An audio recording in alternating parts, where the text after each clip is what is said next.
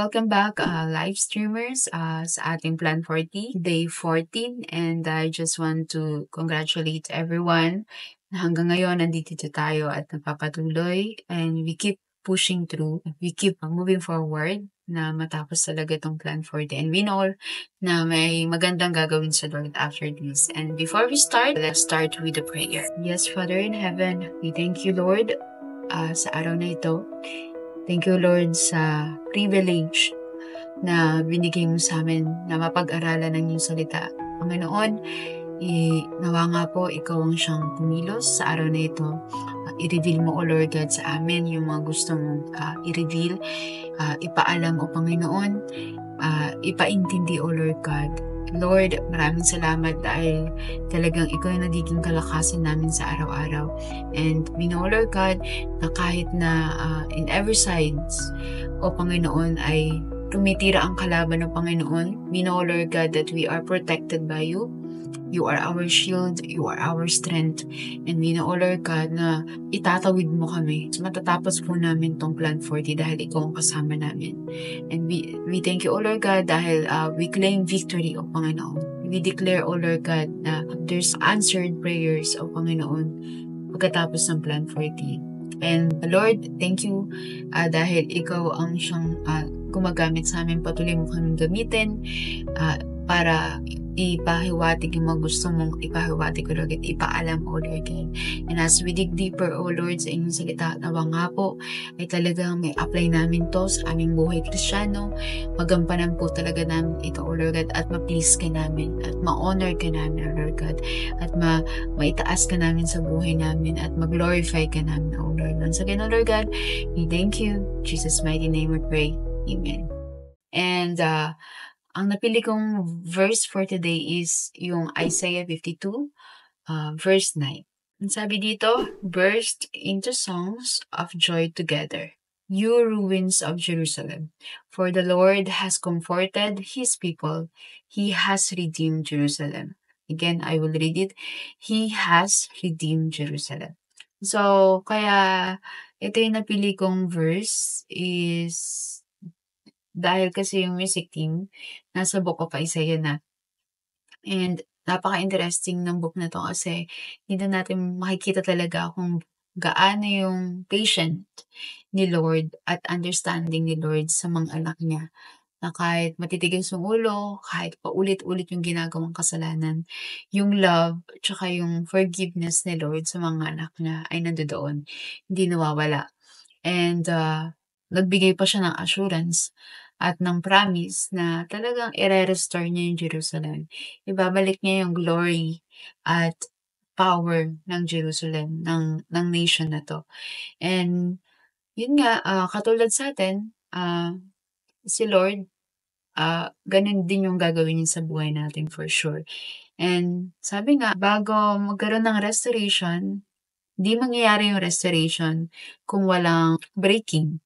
And bago mangyari yung breaking is kailangan magkaroon ng humbling. So, hindi tayo magkakaroon ng restoration kung di natin ma-realize din na may mali tayo or kaya hindi natin kontrolado lahat ng bagay. Hindi natin kontrolado yung buhay natin. So, talagang darating talaga tayo sa punto ng buhay natin na magkakaroon tayo ng breaking season. At hindi yun may iwasan, kasama yun sa buhay natin. Pero sabi nga, there's a blessing in breaking. There's a blessing in brokenness. Diba, kung matatandaan nyo na sa mga previous na videos dito sa Plan 40, diba, sabi, yung blessing ni Lord, there's a blessing in obedience, there's a blessing in honoring your leaders, your pastors, honoring God, there's a blessing in becoming a faithful giver, 'di ba? Pero ganun si Lord hindi lang siya nagba-bless sa mga good things. Even though sa mga bad season ng life natin, sa mga bad situation ng buhay natin, He can use that as a blessing. So, itong brokenness na to, itong breaking season na to, is a blessing for us. Itong lalo na yung season na to dito sa Plan 40 na alam mo yun, kung i-apply natin ngayon talaga na bago mag-start yung Plan 40, halos lahat naman is okay para sa iba sa atin, sa mga leaders, sa mga workers, sa church, sa mga family natin. But nung nangyari na yung Plan 40, nung ginagawa na natin yung Plan 40, sunod-sunod yung mga hindi magagandang bagay na nangyari. Parang ito na yung nagiging breaking season ng buhay natin even though January pa lang, pero nag-i-start na yung breaking season natin. But we know, sabi ko nga, there's a blessing in break. There's a blessing in brokenness. At itong brokenness na to, it will bring us closer to God. Diba? Kasi kapag lahat okay sa buhay natin, then lahat is maganda yung nangyari sa buhay natin. Minsan nagre-rely na tayo sa sarili natin, eh. But in our weakness moment, yun na yung turning point natin na talagang umasa kay Lord, bumalik kay Lord, mag-depend kay Lord at mag-asa kayo ng strength kapag talagang nasa breaking season tayo ng buhay natin. And then, dun natin malalaman na mas ginagamit 'to ni Lord minsan, yung brokenness natin, para mas lumapit tayo sa Kanya, para mas maging, lumalim yung relasyon natin sa Kanya, at para mas makilala natin siya na hindi lang kalakasan yung kaya niyang ibigay sa atin, hindi lang kakaibang kalakasan yung puwede niyang iparana sa'tin, alam mo yun? Yun yung gusto ni Lord na malaman natin sa Kanya. Kasi akala natin kilala na natin si Lord, eh, pero hindi. Every time, in every season of our life, si Lord ire-reveal niya din yung sarili niya. Ipapakita niya din kung ano yung kaya niyang ibigay at iparanas sa'tin. Yung mga pinaparanas ni Lord, iba-iba din, hindi siya pare-pareho. Kaya akala natin minsan kilala na si Lord, "Oh, si Lord, siya yung kalakasan ko, ganito yung ibibigay niya, ito yung peace na ibibigay niya sa'kin, ito yung promise na ibibigay niya sa'kin." Yes, we know that, pero kapag naranasan na natin yun, is iba talaga. Iba yung puwedeng magawa ni Lord para sa atin, sa buhay natin.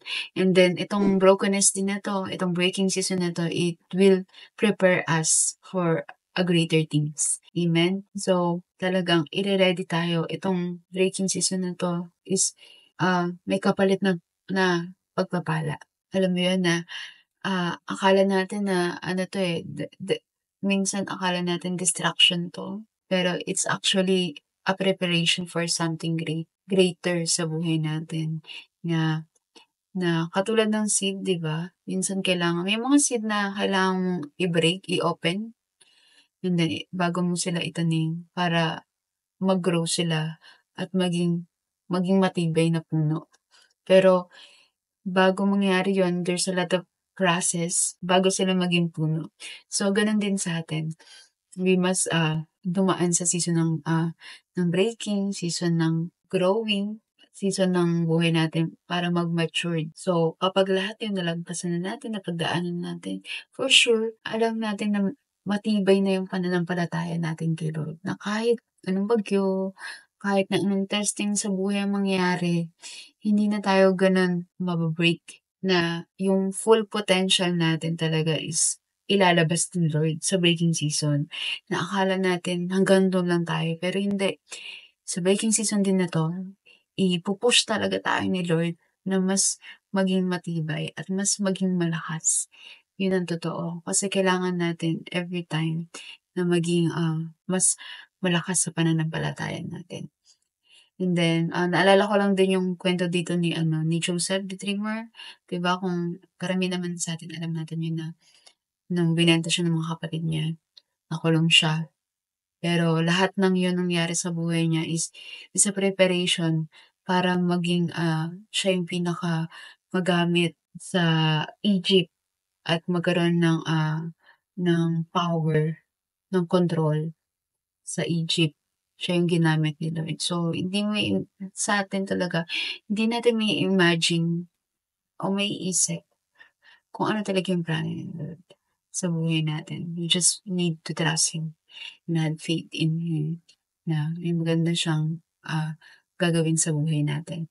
And this, brokenness also, this, breaking season, it reveals God's power. Okay?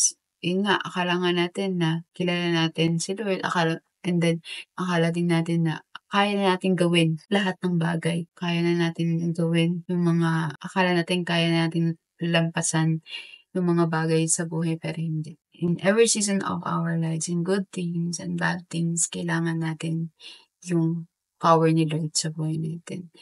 Sabi nga sa 2 Corinthians 12:9, "My grace is sufficient for you, for my power is made perfect in weakness."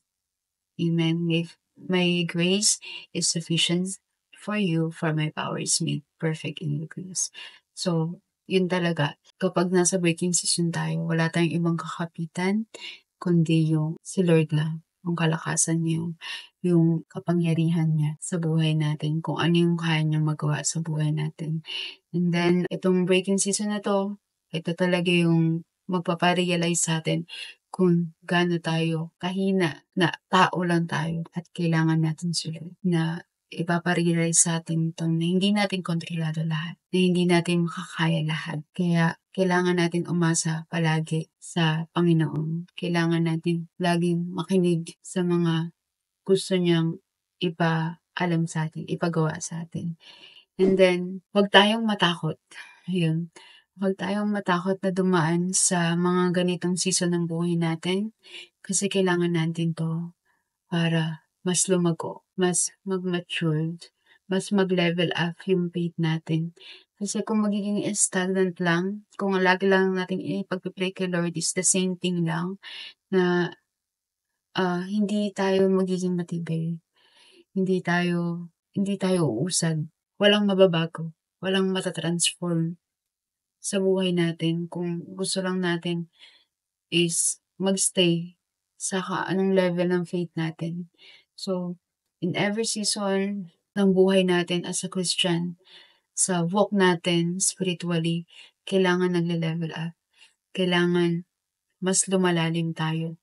Kailangan mas nagmamature yung pananampalataya natin. Mas lumalalim yung relationship natin kay Lord. Mas nakikilala natin siya kasi i-reveal ni Lord kung sino siya sa buhay natin in every season of our lives. Nawa talagang in this season ng Plan 40 natin, huwag tayong sumuko, huwag tayong titigil, huwag tayong mapapagod, at seryosohin natin kung ano yung ginagawa natin kay Lord. Dahil si Lord, seryoso siya sa atin. Seryoso yung pagtawag niya sa atin. Seryoso siya sa mga pinapagawa niya sa atin. At pag natapos na natin to, pag na-overcome na natin yung breaking season na to, alam natin na lahat ng nawala sa atin, lahat ng nasira sa atin, lahat ng ninakaw sa atin, lahat ng distraction, lahat ng ruins, si Lord ang magre-restore niya. I-restore niya, not in the same way, but i-restore ni Lord sa mas better, mas bigger, at mas greater. Transform ni Lord na mas maganda yung mga lahat na nawala sa atin. Ibabalik ni Lord na mas higit pa. At yun yung nagiging motivation natin. At yun yung inaasahan natin kay Lord. Yun yung ina-expect natin kay Lord. Dahil yun yung promise niya sa ating lahat. And yun lang, church. Nawa talagang panghawakan natin mga promises ni Lord sa buhay natin. And let's pray. So Lord God, muli maraming salamat po sa inyong salita. Maraming salamat sa inyong pagpapaalala na even though in our breaking season, O Lord God, our brokenness, there's a blessing, O Panginoon. And Lord, patawarin mo kami sa mga times na nagiging matigas yung ulo namin, sa mga times na we fail you, O Lord God. Lord, patawarin mo kami sa katigasan ng ulo namin, sa hindi namin pakikinig sa inyo, Panginoon. And we thank you, O Lord God, dahil even though na nagkakamali kami, patuloy mo kaming tinatanggap, patuloy mo kaming pinapatawad at minamahal at iniintindi, O Panginoon. And Lord, maraming salamat po dahil even though na sa mga times na hindi maganda yung nangyayari sa amin, nandoon ka, O Lord God. Hindi mo kami niiwanan, O Panginoon. Hindi mo kami pinapabayaan. And Lord, even though na marami pong nangyayaring hindi maganda, and we know, O Lord God, hindi ito galing sa inyo, kundi sa kalaban. Dahil alam niya, O Lord God, na may malaking kang hinahanda sa amin, na may bigger things, greater things kang, O Lord God, na hinanda sa amin, O Panginoon.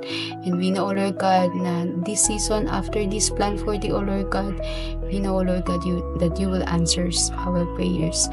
And Lord, thank you for using this brokenness, this breaking season, O Lord God, na talagang mas lumapit kami sa inyo, Panginoon. Lord, huwag niyo nga po kaming hayaan na mawala yung landas. Pagtuloy niyo po kaming panghawakan, palakasin ang aming mga loob, O Panginoon.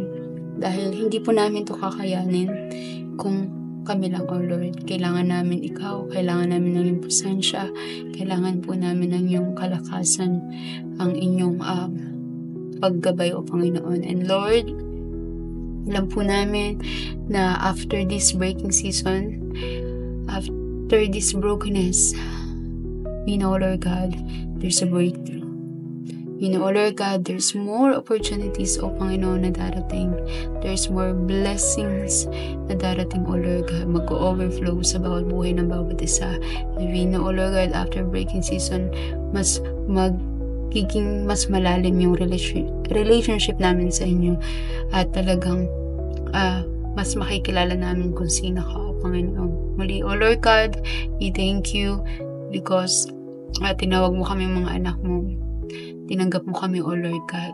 Maging sino man kami, ano man nagawa namin, ano man yung past namin, O Panginoon. But Lord, ang importante, yung future namin kasama ka.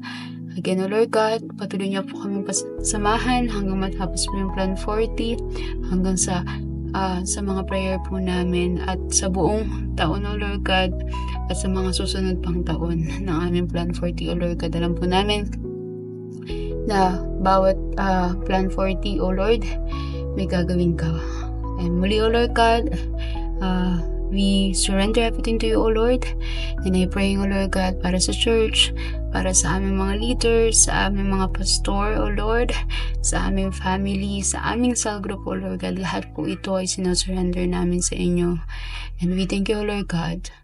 In Jesus' mighty name we pray. Amen.